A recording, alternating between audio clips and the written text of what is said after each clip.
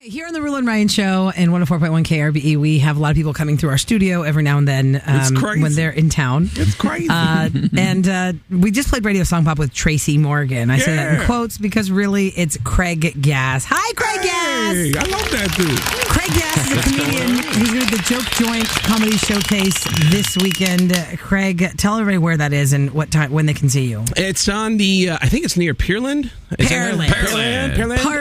Pearland. Out there on the south end side of town, jokejointcomedyshowcase.com. I played a bunch of weird characters on a bunch of TV shows. I've done some weird stuff on King of Queens, really dirty on Sex and the City. Yes. And I did something filthy on that show. And now I have the coolest job in the world. I do voices, celebrity voices on Family Guy and American Dad. Oh, that's awesome. What are some of the celeb voices that you do on Family Guy and American Dad? They gave me a bunch of weird ones over the years. The first one, I actually am surprised I got to continue on the show because I fanned out so hard on my first recording session because it was just me and Seth MacFarlane. Oh, how cool. Oh, my gosh. And it was just me and Seth MacFarlane alone in a recording studio, and he kept doing one line as Peter Griffin where he kept saying, "This is crazier than when Al Pacino was a slumlord laundromat tenant." Meh. And then they cut to me as Al Pacino in the middle of a bunch of broken down washers and dryers going, "You're out of order.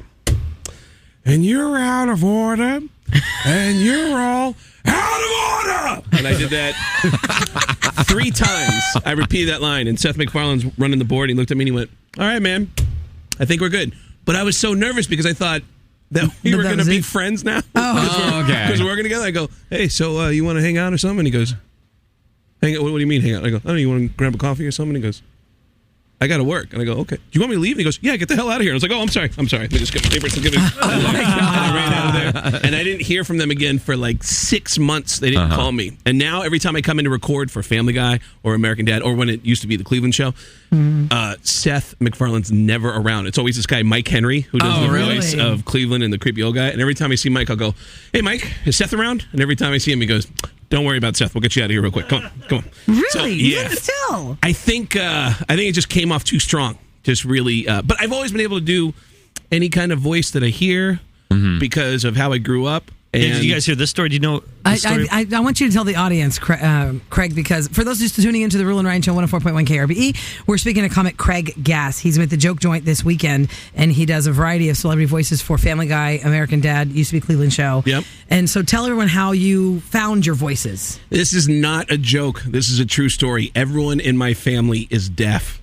My mom, my dad, and my sister are all completely deaf. Really? Wow. So growing up in that family, I couldn't learn how to talk from my own family. I learned how to talk by copying all the voices on TV. Oh, wow. So, Like, what shows were you watching as a kid? I remember doing the Fonz and Howard Cosell and and the weirder the voice, the easier it is for me to do it. But I also grew up in the Bronx, and I never got an accent. And everyone in the Bronx sounds like Tracy Morgan. Everybody in the Bronx talk like this, whether you black or white. Male or female, that's crazy. Hey, this is the voice of your next door neighbor, and I'm a Vietnamese girl. That's crazy. Hey, this is the voice of your mailman, and I'm Bruce Jenner. That's crazy. Like everybody sounds like that, no matter what your background is. So when did you get into, I guess, okay, I understand the voice thing, but how did you start parlaying that into money? How did you even get the audition? Or, I know it's very hard to break into the voiceover business, Craig. They found me, Family Guy I started doing a bunch of acting work and getting all these roles through radio. I was doing the Howard Stern show, which led to, every time I would tell a story, it seemed to turn into a acting role. Like I remember telling a story about how I had just broken up with a girlfriend that I was really not feeling good about, and I got a call from Sex and the City, and they said, "We think you'd play a really good insecure guy on Sex and the City." They gave me a role. King of Queens, the same thing happened, and then YouTube is where Family Guy discovered me. Linda Lamontagne called me up. She's the casting director, and she said, "I was looking for a guy that could do this one voice of Al Pacino for one episode, and I saw these clips of you. I found you doing Al Pacino, and I saw all these clips of you doing all these impressions." And she called Seth MacFarlane, who was in his car at the time, and she said, "Seth, you got to hear this guy I just found on YouTube." And I played him the clips over the phone, and over the phone he said, "We'll hire him." Hire him. Get him on the show. Well, that easy. That was And that was it. crazy. And she That offered me the was job. awesome. And when she offered me the job, she said, "So can you be in LA next week? I mean, we can talk to you in New York on an ISDN line, but if you can be in LA, you'll be in the studio with Seth." And I said, "Yes. I will do whatever it Thursday, takes. yes. That's your I hung up dream. the phone. The night before I flew out to LA, I was talking to a comedian friend of mine. I said, "Dude, I'm doing voices on Family Guy now." And he goes, "Oh my God, how much are they paying you?" And I went, "I have no idea." I was so excited. I never even asked. So the day before I flew out, I called up Linda and I go, "Linda, hey, it's Craig. Hey, I'm really sorry. I just wanted to ask you a question." She goes, "Are you okay for tomorrow?" And I go, No, I'm going to be there. This is really embarrassing, but I didn't even ask you. How much am I getting paid for this? She goes, hold on. 25 cents. Craig, yes, Craig. Craig, you are getting paid scale plus 10. You're scale plus 10. I go, okay. All right, cool. So I'm scale plus 10? She goes, yeah. And I go, all right. Thank you. And she goes, all right, do you have any questions? I go, yeah, what's scale plus 10? I don't know. Oh, really? I don't know. I don't So know like what the we're talking union about. scale minimum. Yes, which is $780. Okay. Plus 10%, which is $78. So I was getting paid $858, which I was like, But you only all did right. 3 lines. Yeah, and Your first time. I would have paid them to do be it. on Just to do it, yeah. Like all I heard I hope in you have an agent because that's not a very good business model. yeah, I'm not. I get too excited about it, but it's $858 paid my plane ticket. That's all I cared about was that it Yeah, paid my that's plane true. You ticket. could get But there. then you've got to join the union, and they take all that money. I was already in the union from Sex and the City and King, and all the TV shows in Las Okay. Vegas. But it was my first residual check, which was just a quarter statement, was more than what I got paid for the recording session. Sweet. Well, that's For great. one episode, yeah, because it plays so much. Do you do I know you do a good Christopher Walken. Do you do that on Family Guy and stuff? They haven't had me do it on Family Guy, but I had dinner with Christopher Walken, and he hated me. Okay, Tracy, aren't you friends with Christopher Walken too? Surprisingly, I like him. He's people. the devil. He looked like a devil. Crazy hair. Got and the stuff. crazy hair. I actually had dinner with Christopher Walken before a roast, and he hated me because Of your impression of him? well, I wish I would have never done. Another comedian who was sitting at the table, Richard Belzer. Oh, yeah, Belzer. yeah. As soon as Christopher Walken sits down, he goes, "Chris, oh my God!" And as soon as Chris sat down, his body language was he was really annoyed.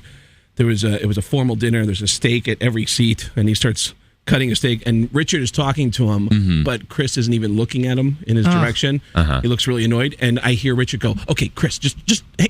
He goes, "This is Craig Gass. Craig does an amazing. You got to hear this." And I go, "Oh, Richard, he doesn't. On the He doesn't spot. want to hear the." And he goes, "No, it's okay, it's okay. Oh, no. Okay, Chris, look at Chris. Will you look at me? Look at me. Okay, look at me. Okay, this is Craig Gass. Craig does an impression of you, and just watch for 1 second." And then Chris threw his utensils down and looked at me, and I go, Oh, that's no, not that's- pressure to do an impression of a man who already is hating you. "Yeah." And I go, listen, I don't even know if this sounds like you or not, but what I try to do is I try to sound as weird as possible, and every once in a while I say the word cowbell, pow, and Walken just stared at me and went, "Wow." And then he started cutting his steak again.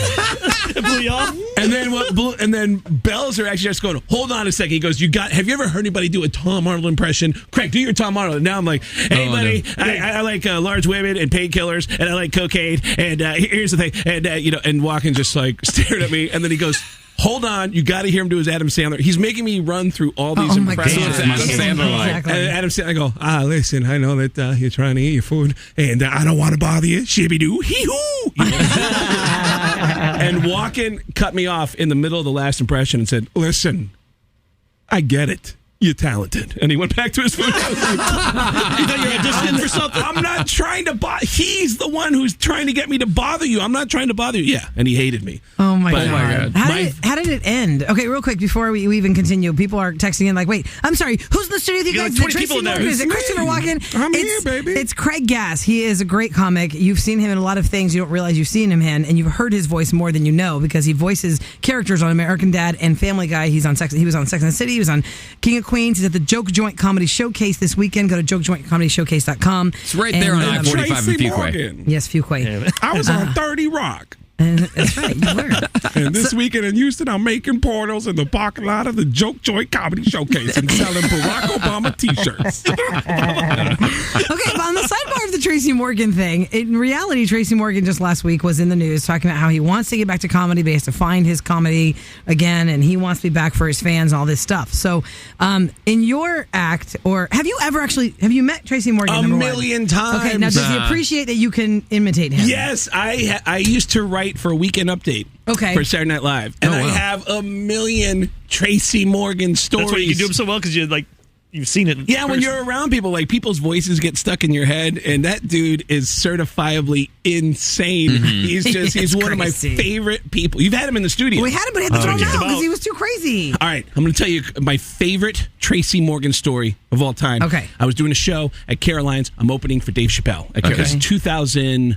I think it was just like a few weeks before the first episode of the Chappelle Show came out. Mm-hmm. This agent came up to me. He's really nervous, and he's out of breath. And he goes, "Did you hear about that party last weekend?" I go, "Did I hear about what?" And he goes, "Hear about that party?" I go, "What party?" And he goes, "Tracy Morgan had a party that turned into an orgy." And I go, "What?" And he goes, "It turned into an orgy. Tracy Morgan and people naked. And we're standing there with our suits on, and there's naked people." and then Tracy Morgan comes around the corner, takes off all his clothes, and starts doing it. And I go, "What? When was this?" And he goes, "Last Saturday night." And right at that moment, Tracy Morgan walks around the corner. I haven't seen Tracy in probably a year. And I go, "Tracy, I heard your party was messed up, man." And Tracy walked over and he went, It was crazy. It was crazy. You know what's crazy about it? When you get off on my floor, you don't even hear nothing. You don't hear nothing at all. Then you start walking towards my apartment, and you still don't hear nothing. Then you knock on my door, and you still don't hear nothing, right? I open the door, and there's buttholes and toes everywhere. And I was like, what? God. "Buttholes and toes?" And he goes, OMG. "Yeah." And he walked out of the room. And I was And he just like, walked out. End of story. Oh. "Did you have to dump that?" Yeah, I had to dump that. I'm sorry, man. All right, listen. I'll just say this. There's a very exciting end to this story. You know what? If you come out to the Joke Joint this You get weekend, to hear the whole thing. yell out Tracy Morgan, and I'll tell the uncensored. There's actually more to that story that involves Dave Chappelle, but just yell out Tracy Morgan at the Joke Joint this weekend. Oh my God. You know, the story that you're telling us during a commercial break about filming Sex in the City, we can't really tell that one on the air. You can't tell that one either. Well, For Sex and the but City that fans, was though- really interesting. But I just want to clarify real quick, Craig, because we're speaking to Craig Gass. He's a comic who's done so many things. He's been in so many shows. I mean, maybe you didn't realize that was him that you're seeing when you see him. The episode for Sex and the City fans that he was in is where Miranda went to Weight Watchers. I think it was after she had the baby. Yes. And She's trying to get rid met of her baby weight. Yes, and she meets Craig's character, and they bond over a donut. That's all I'm going to say about Yes, that. and I put on 35 pounds to be on the show. Really? They said you can either put on weight or we can change the material around. And I started eating. I put on 20 pounds in a month. Oh my gosh. And then they shut down production for a month because Sarah Jessica Parker had just gotten pregnant. And they said, we'll call you when we're ready because we're just going to wait on her. Tell us when Great. she's ready. So I'm going to keep getting fatter. Is that what they told you And to I kept do? eating. I kept eating and waiting and eating. And by the time I got to the set, I was so big and gassy. I was just a big mess. And so, yeah, there's something really graphic that happened there with me and Cynthia Nixon that I had to perform that act for 19 hours from 6 o'clock in the morning till 1 o'clock the next morning.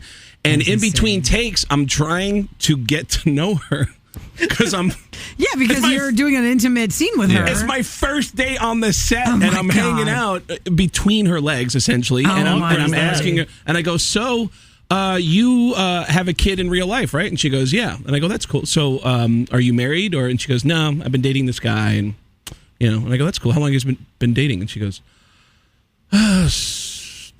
12 years. And I go, 12? You've been dating a guy for 12? So how's that going? And she goes, it's whatever. And she got knocked up that weekend, had a kid 9 months later, and announced to the world, I've just had a kid, and I'm leaving my man, and I am a lesbian. And all my friends, every one of my friends were like, dude, you turned her gay. You're the last man there. I was like, no, that's That's my baby, okay? And I started that party. That is hilarious. Yeah. That's first day on the set, and that's you walk in and you got to do a sex act for 19 hours. But That is crazy. man. Somebody just texted real quick. I'm going to read this text before I lose it at 37530. I've been listening for 30 minutes, and I thought Tracy Morgan and Craig Gass were both there. Yeah, we here. Yeah, we they're both both here, here. baby. What was that girl's name? I want to hang out with her. I've got a million Tracy Morgan stories. The guy is certifiably insane. You know what?